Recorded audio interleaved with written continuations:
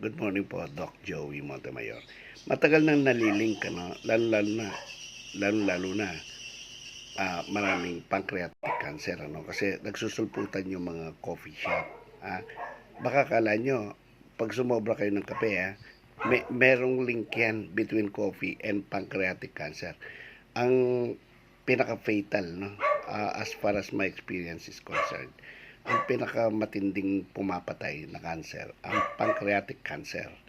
O, di ba? Si Rudy Fernandez, ang liit ng tumor na, maliit lang, nagalaw. So, kumalat. Pancreatic cancer. Yung iba sa inyo, ano, hindi ko lang alam kung si Rudy Fernandez mahilig sa kape. Pero, research na naglilink sa coffee sa pancreatic cancer. Kaya kayong mga addict sa kape, hinay-hinay lang, tingnan nyo yung paminsan-minsan, siguro once a day, na hindi masyado matapang yung mga habits nyo. Bakit kaya ako nagka-tumor na ganyan? Tingnan mo yung mga kinakain mo, yung basurang iniinom mo. Okay, paalala lang po, Dr. Montemayor.